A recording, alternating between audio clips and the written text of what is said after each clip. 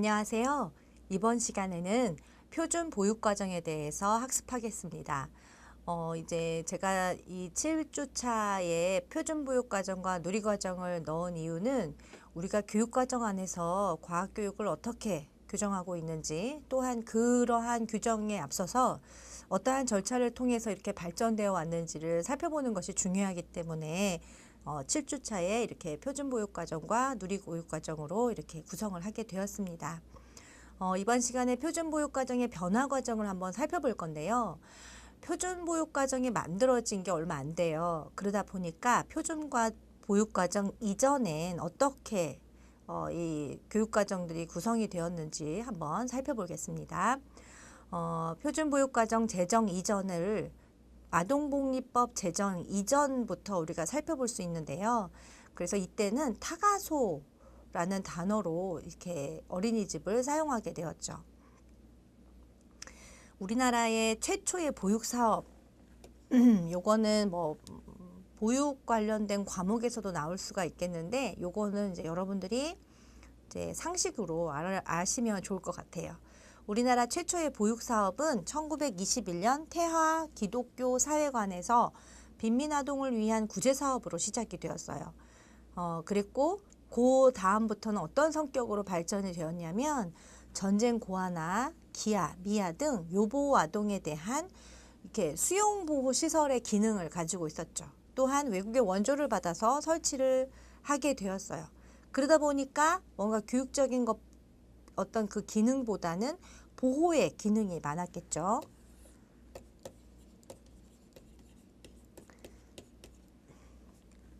그리고 정부는 1952년에 후생시설 운영 요령을 마련해서 보육체제의 어떤 틀을 만들려고 노력을 했습니다. 하지만 임시 구호적인 기능을 벗어나지 못했다라는 것을 우리가 특징으로 알아볼 수가 있겠습니다. 그래서 이제 아동복리법이 제정이 되었는데요. 1961년에 제정이 되었고, 이 아동복리법 제정과 동시에 타가소를 법정 아동복지시설로 인정을 했어요.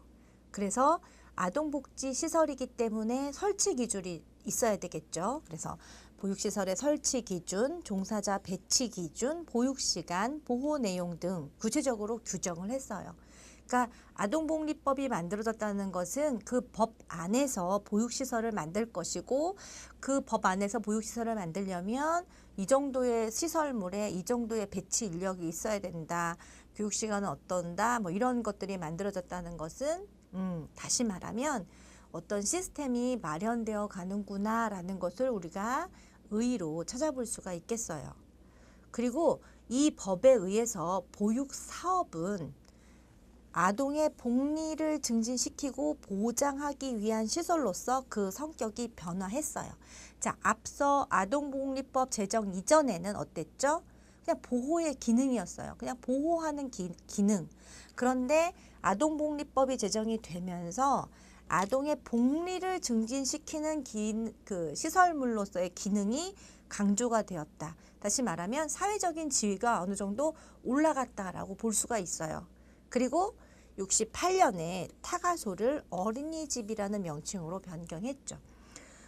지금도 이제 북한은 타가소라는 개념을 쓴대요. 그래서 이제 제가 어떤 학교에서 강의를 할 때 탈북한 이제 유아교사 출신의 탈북자를 가르친 적이 있었는데, 북한의 이제 그 유아교육은 말 그대로 타가소에서 아이들을 어떻게 케어하는지, 그러니까 보호의 기능만 강조되어서 교육을 한다고 해요.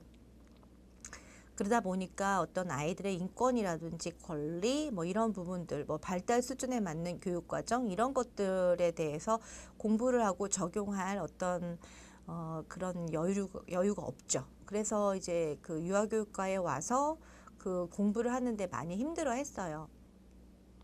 그래서 이제 어쩔 수 없이 부득이하게 이렇게 본인이 스스로 이렇게 자퇴를 하게 되었는데, 아무튼 그 학생 같은 경우는 이제 나이도 많으시고 또 북한에서